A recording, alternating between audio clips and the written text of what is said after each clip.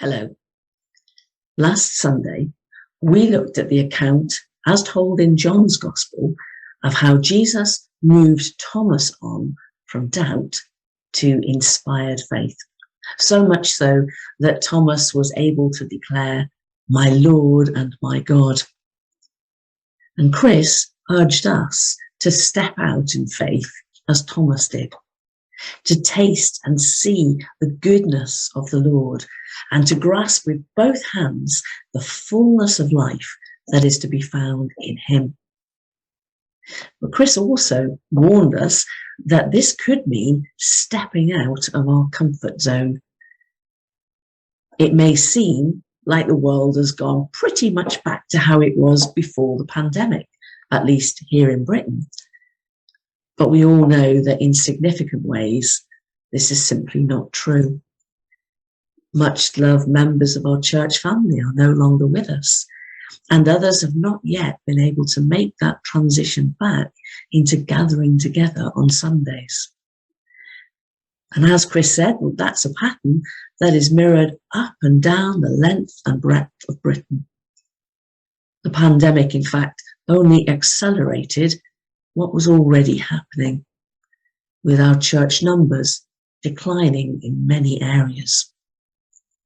People still need to hear and receive the good news of Jesus, to be able to respond for themselves, "My Lord and my God." And they still need the nurturing environment of a Christian community to support them moving forward. But it's increasingly obvious that they're not going to hear it or find it if, as a church, we don't begin to think outside the box, outside the walls of our buildings. Let me read you some verses from earlier in John's Gospel, where Jesus talks about the life he wants for us. It comes from chapter 10 of John's Gospel. "Therefore," Jesus said again, "very truly, I tell you, I am the gate for the sheep. All who've come before me are thieves and robbers, but the sheep have not listened to them. I am the gate, and whoever enters through me will be saved. They will come in and go out and find pasture. The thief comes only to steal and kill and destroy.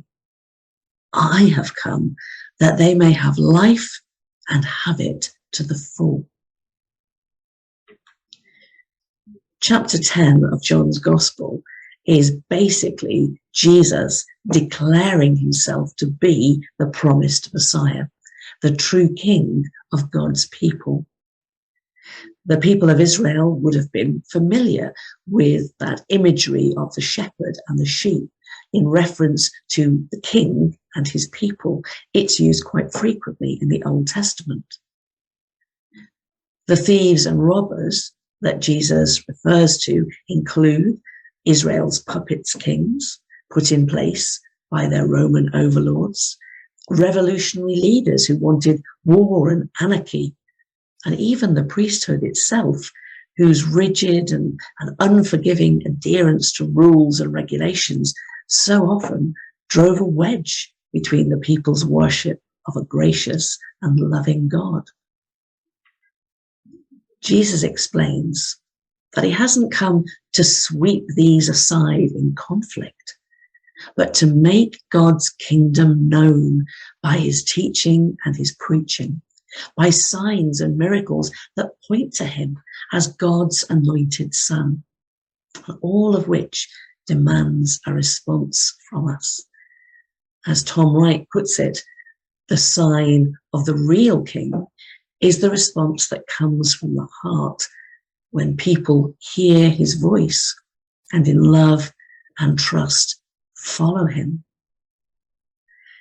In first century Palestine, it was the usual practice of shepherds to lie down at night in the entrance of the sheep pen. So they acted both as gate to keep the flock in and as a protector from possible predators. And I understand that the practice still continues today in some Eastern countries. In using this illustration of himself, Jesus is stating that the true king puts the needs of the people under his care before his own, unlike those in authority in Palestine of his day who looked to their own interests first. The true king is the one who is prepared to give his life for his people, precisely what Jesus came to do. The true king watches over his people, not from a distance, but provides for their safety and also for their flourishing. He lives among them. He serves within them. And that's what we are called to do as his people in Christchurch. A few years back, we ran a series entitled Life on the Front Lines. It came from the London Institute of Contemporary Christianity. And the premise is that much of the hard work of being church is increasingly going to have to be done in the places where we live and work day by day, amongst the circle of friends, family, neighbours and colleagues that we share our lives with. And as I read this passage, the phrase that really leapt out at me was, they will come in and go out and find pasture. When we're gathered together in the church building on a Sunday, we are, in a sense, safe in the sheepfold, being ourselves nurtured and encouraged, and in turn nurturing and encouraging others. It's one of the key ways in which we grow and develop as believers. But we aren't going to thrive either individually or as a church if we remain only in the sheepfold. The new growth that happens there needs to be stretched and exercised on our front lines. We have to taste and see all that the Christian life has to offer, not only within the church family, but out there in the world, speaking about and living out the Christian life in all its fullness. And God willing, gathering up for Jesus the other sheep that he talks about a little later in chapter 10, in verse 16, when he says, I have other sheep that are not of this sheepfold, but I must bring them also. They too will listen to my voice, and there will be one flock and one shepherd. And maybe that means that we need to do things differently. Maybe we need to abandon our houses in favour of holding our home groups in pubs and cafes. Maybe Family Pack sprouts a midweek messy church-style gathering in the parish centre or a local school. Or we start up a dementia-accessible service.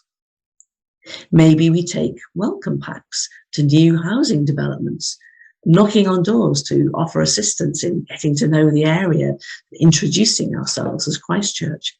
Maybe God has other plans that he's put into your mind.